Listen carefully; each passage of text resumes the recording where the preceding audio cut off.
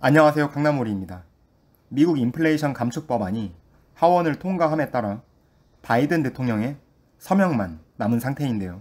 국내 2차전지 소재주에 어떤 영향이 있을지 생각을 정리해 봤습니다. 일단 8월 12일 로이터 기사를 한번 보겠습니다.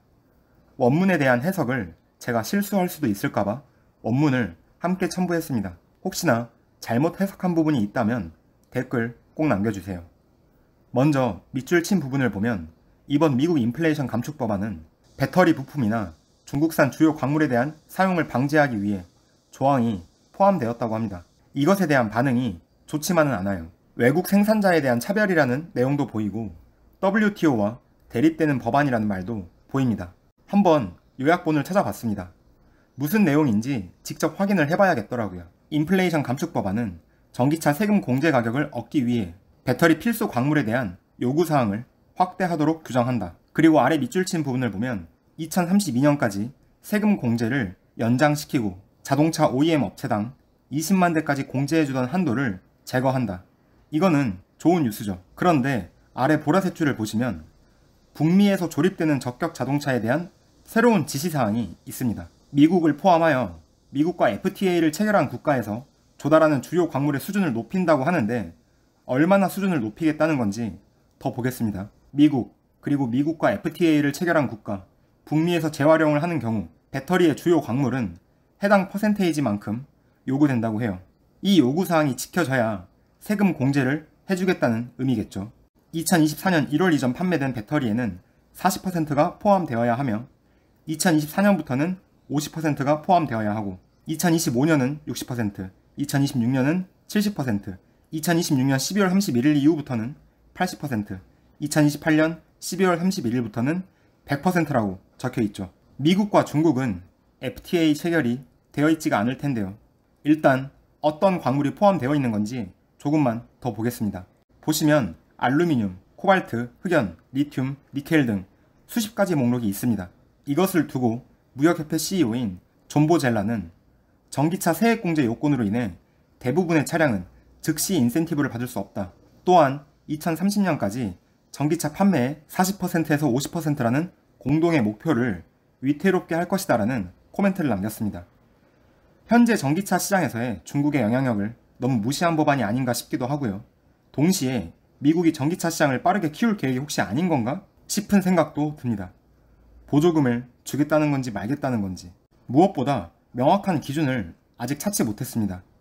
어떤 명확한 기준이냐면 배터리 1기가와트시당 광물의 무게 비중을 보면 니켈이 22%, 리튬이 21%, 알루미늄이 28%가 포함됩니다만 배터리 1기가와트시당 광물의 가격을 기준으로 보면 코발트가 32%, 니켈이 36%, 리튬이 14%가 됩니다. 퍼센트 오브 밸류에 대한 기준이 무엇인지 모르겠더라고요. 무게 기준이냐, 금액 기준이냐에 따라서 기업들의 전략이 달라질 수 있겠죠. 그나저나 코발트는 무게 기준으로 7%인데 금액 비중은 32%죠. 왜 국내 배터리셀 기업들이 코발트 프리로 방향을 잡았는지 알 수 있겠습니다. 다음으로는 광물에 대한 매장량을 봐보겠습니다. 니켈을 먼저 보면 매장량이 가장 많은 국가는 인도네시아, 그리고 호주, 그리고 러시아 순서입니다.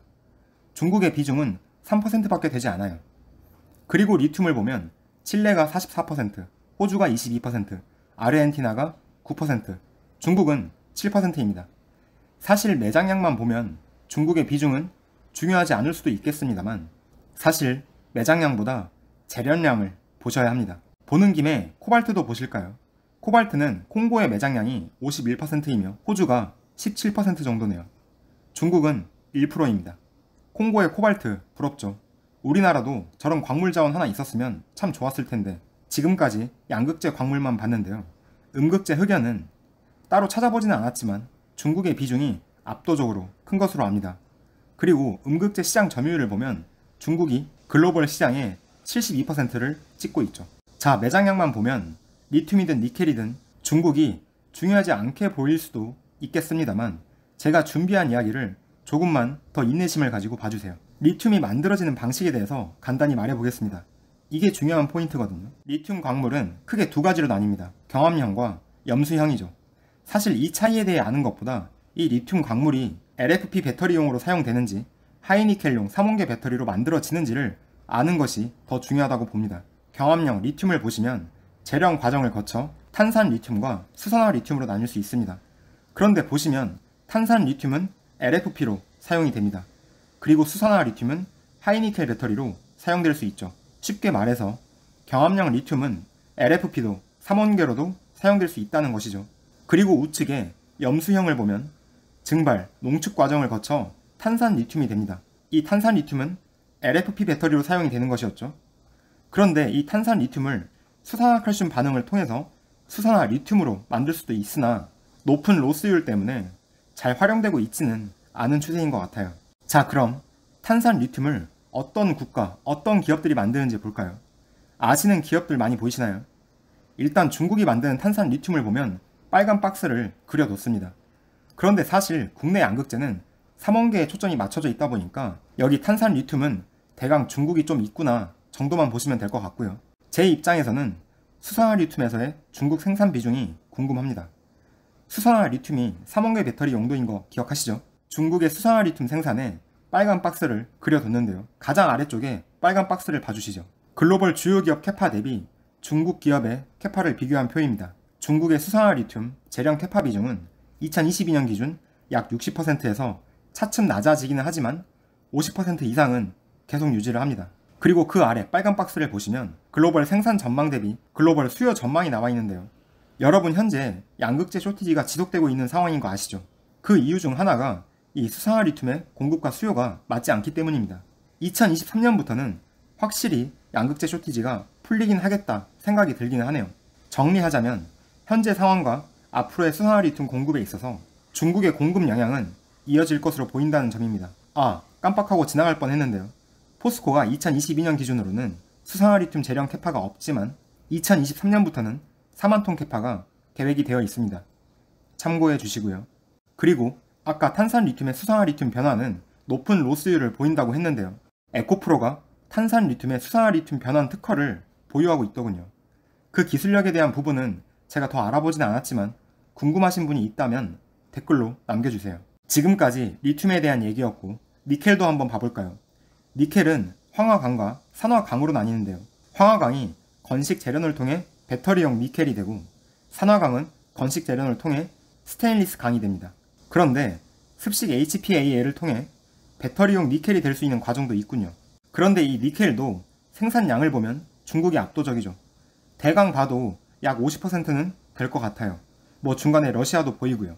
상황이 이렇다 보니까 아까 대강 설명하고 쓱 넘어갔던 습식 HPAL 과정에서 길을 찾고 있는 기업들도 사실 꽤 많습니다. HPAL 프로젝트 현황표인데요. 뭐 여기도 사실 중국이 많은 비중을 차지하고 있습니다. 각 프로젝트에 중국 기업이 참여했으면 빨간 박스를 그려봤습니다. 그런데 그 중에 에코프로, 포스코가 보이니 또 반갑네요. 배터리 재활용을 보더라도 중국 기업의 캐파가 상당합니다. 화유코발트, GM 등 중국 기업이 가장 먼저 보이죠. 그런데 리튬이온 배터리 리사이클 캐파만 놓고 보면 국내 기업 성일 하이텍의 캐파가 상당합니다. 연간 5만 5천 톤인데요. 생각보다 캐파가 커서 이 자료를 만들면서 성일 하이텍을 따로 한번 또 봐야겠다 생각이 들더군요. 그리고 그 위로 레드우드도 보이네요. 한번 정리를 해볼게요. 배터리의 4대 소재를 보면 양극재, 음극재, 분리막 전해액인데요. 적어도 오늘 정리한 자료를 기준으로 보면 양극재, 음극재의 주요 광물은 단기간에 중국의 영향력에서 벗어나기가 쉽지 않아 보입니다. 리튬, 니켈, 코발트가 중국에 매장되어 있지는 않지만 재련량, 생산량은 글로벌 기준 약 50%가 되어 보입니다. 일단 보면 리튬이든 니켈이든 광물이 매장된 국가는 중국이 아니지만 중국에서 재련되었다면, 생산되었다면 원산지는 중국이 될 것 같아요. 그래서 이렇게 이슈가 되고 걱정이 되는 거겠죠. 그리고 이 광물을 기준으로 전기차 보조금을 준다면 미국에서 전기차 보조금을 받을 차량이 정말 거의 없을 것 같습니다. 국내 배터리 소재 업체들이 어떻게 대응할 계획인지 좀 더 조사를 해보려고 합니다. 제 개인적인 바람은 주요 광물을 기준으로 할 것이 아니라 주요 소재만을 기준으로 했으면 좋겠네요. 최근 에코프로, 포스코케미컬, LG화학, LG에너지솔루션 주가 흐름이 좋았는데요. 이 기업들은 광물 자원에 대해 비교적 투자를 적극적으로 하고 있다는 공통점이 있죠. 녹음을 해놓고 보니까 제가 잘 내용을 전달했는지 모르겠습니다. 조만간 관련 레포트들이 쏟아져 나올 테니 이 부분에 대한 내용을 자주 업데이트 하도록 하겠습니다. 오늘 준비한 영상은 여기까지입니다. 제 채널을 후원해주시는 동수님, 김가즈아님, 엘리님, 옥상댄스님, 이영웅님, 정숙채님, 임스미래님, 감자조아님, 자웅쿠님, 허니쭈님께 감사한 마음을 전합니다. 영상과 관련된 생각을 편하게 댓글로 남겨주세요. 구독과 좋아요는 항상 큰 힘이 됩니다. 영상 끝까지 시청해주셔서 정말 감사합니다.